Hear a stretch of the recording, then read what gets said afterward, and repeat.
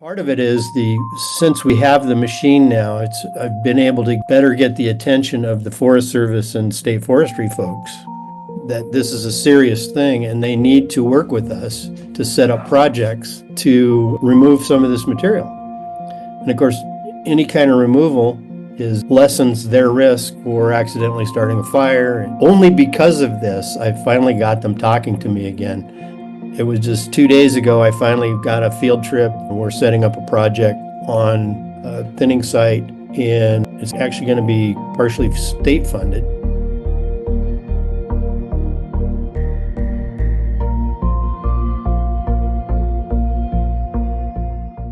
Hi, thanks for joining us today. I'm Josephina. I'm doing my master's at CU Boulder with the focus on renewable energy, and I'm also a research intern for Four Corners Carbon Removal Coalition. Today, I'm here with the founder and CEO of Gila WoodNet, Gordon West. So Gila WoodNet is an R&D organization in Santa Clara dedicated to creating products from forest ecosystem restoration efforts. So think of converting liability biomass to biochar and renewable energy. And so Gila WoodNet is one of Four Corners 2024 grant awardees. And in this campaign, we funded CDR techniques that buried liability biomass, such as forest debris. So Gordon, can you briefly introduce yourself and your role a little bit more? Sure. I've been in construction and forestry and wood products industry for 45 years. About 25 years ago, I started a nonprofit called Gila WoodNet. Its mission is to do forest restoration and to develop techniques for working in the field, as well as new products and processes for what I call liability biomass. We've been at this as Gila WoodNet since 1998. There's been a lot of ups and downs, most of which depend heavily upon the interest and support of the land managers that we deal with. So I'm just coming out of a fairly long period of not getting much help. This grant has actually been a bit of a lever to, it's mostly about getting into the forest and extracting fuels reduction residuals, slash, basically. And we have a range of products that we've developed over the years that we can make out of it that we think we can turn into a viable, or even a robust circular economy based on restoration. So the core of it is biochar and energy. Major use is mulches and composts, and we have developed other entities locally who are focused on these different things. There's also some building products and erosion control materials. It's a pretty broad palette of materials. So one of the weak links in the chain was, how do we economically get this material out of the forest? And the grant, the main thing it funded was a specialized machine made in Finland, where they do more of this kind of work than we do. That's the right scale. It's an articulated loader. And we've fabricated a specialized grapple for picking up scattered slash or slash piles, which we then put into a grinder and blow into a truck and take back to our facilities. So could you tell me, when you work with these land partners, what are the intended benefits and some of the co-benefits that have been associated with collecting and extracting those residual fuels? Sure. There's a lot of this stuff out there, and the most recent example actually happened in Los Angeles area. That wasn't all just liability biomass, but that was a lot of what drove those fires to be so big and uncontrollable. The two largest forest fires in New Mexico history were just 2 or 3 years ago. One of them was near where I live. It was 500 square miles. The other one is northern New Mexico. Ours was mostly in the Aldo Leopold wilderness, so there wasn't really much we could do about it. But The other one burned up a lot of private property and caused billions of dollars in damage in northern New Mexico, and it was about 550 square miles. It started with a slash pile burn that got out of control. So while there's a lot of need to burn in the forest, it's also very dangerous, especially with climate change. Our partial solution, is that some of this material can be removed and used for economic purposes. And one of them being the biochar and energy.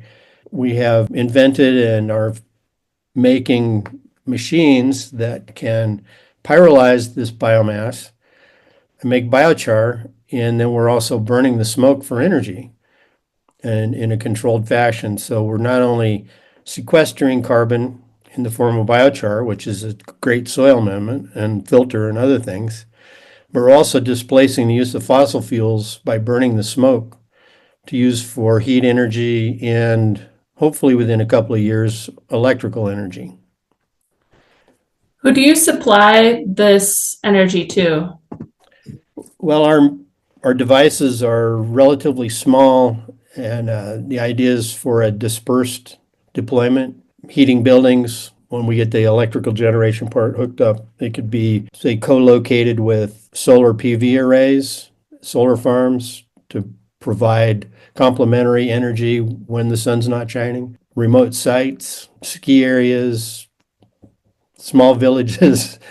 We did one demo project with Northern New Mexico College, which has a campus that's pretty remote, and they were heating that campus with propane, and they actually had to shut the campus down because they couldn't afford to heat it anymore. And yet they're in the middle of thousands of acres of liability biomass. That was an early effort, and it hasn't transitioned into an actual operation there yet, but we currently have 3 other demonstration sites that are heating greenhouses for local food sustainability operations. One's in Cleveland, Ohio, one's in the Navajo Nation, and one's down here in Silver City at a farm. It's great to see those demo projects being built and tested. Could you tell us a little bit about how Gila WoodNet has evolved since applying for the Four Corners grant and what it's helped fund? Yeah, so the grant was for one of these machines, which is going to make the collection economically feasible. Another part of it was to build some very large biomass storage bins.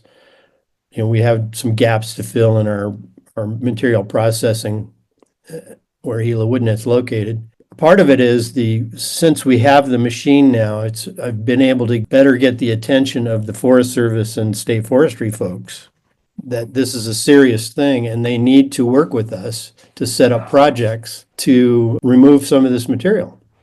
And of course, any kind of removal lessens their risk for accidentally starting a fire. It costs to burn those piles. So we're trying to set it up here where we can remove them for about the same cost as it would be to burn them, and then use it as a feedstock for a whole product line. And so they only because of this, I finally got them talking to me again. And it was just 2 days ago, I finally got a field trip. We're setting up a project on a thinning site in a state. It's actually going to be partially state funded. The Forest Service doesn't have much extra money, and things are really bad right now. I was told that it was actually a fuels guy, not a forestry guy, that he wasn't entirely sure that he was at this moment allowed to be talking to me because of the Trump things, but he was doing it anyway. That's the reality. So between the Forest Service guy and the state guy, we're going to finally get into the forest. So this has been a long delay. It's been a year since applying for this, and that wedge driven into where we can do a project. So it sounds like you faced some challenges within just getting the attention that this needs to catalyze, your projects. Are there any other challenges your team has faced? while trying to grow? Well, there's to try to start this up, and we're trying to do this all in a business context so that it will create a viable circular economy. It's kind of hard to raise any money to do that. Typically for a business, you get investors, but who wants to invest in a concept of turning trash into some products they've never heard of? So I think that's going to get easier now. The more we demonstrate, the more we get out there, and the more we show that we've solved or created the different links in this material supply chain, the easier it's going to be for people to understand and get behind it with some money. Can you tell me about some of Gila WoodNet's priorities and objectives in the coming months and years as you start to demonstrate that, viability and those links in the supply chain? Sure. So Gila WoodNet's a 501c5 nonprofit. So as that, it functions as what I call an innovation center, where we're actually inventing products and processes and strategies to do this. And it's also what I call a collaborative business incubator, in that we have hosted other small businesses while they were trying to start up using these kinds of products. Probably over the 26 years, we've hosted 6 or 7 businesses. But as we get a better supply of material, we'll be able to host more. We're actually creating business opportunities that we want people to pick up and go with. And of course, state forestry's interest is mostly that they have this huge problem in excess biomass. And so, in a phrase, the typical attitude from forest managers is, we have a huge problem and we need a huge solution. And your solution is too small because it's it's meant to start and grow and create a model that's distributed. So by the time it's distributed 10,000 times, it will be the big solution. A lot of times I tell them, well, I know you think it's small now and I know your problem is big, but I've been trying to do this for 30 years and you haven't. We were saying the same thing 30 years ago. Where's your big solution? Right. If you had helped me, helped us, we would have the big solution right now. And they're like, well, yeah, but still we need a big solution. Same thing with the Forest Service. Well, they're supposed to have an interest, but functionally, they generally don't. So we need to get the agencies integrated and all pulling together. Triple bottom line economy, where money's one thing, environment's another, and jobs are another. Right now, those 3 things are separate in government, and they need to all be working together and leveraging each other.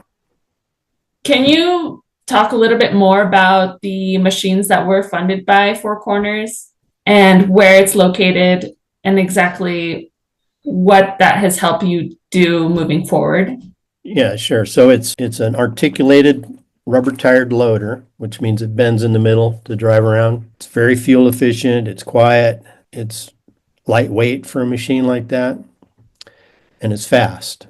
So it drives 4 or 5 times faster than my skid steer does. And so that's what we need in order to economically get this biomass out of the forest, is something that's agile, light on the land, and fast. Well, amazing. Thank you, Gordon, so much for telling us about Gila WoodNet and yourself. And good luck, and we'll continue to, track progress. Thank you so much for your time again today. You're in trouble now. Hey, same here. Good to meet you. Thanks.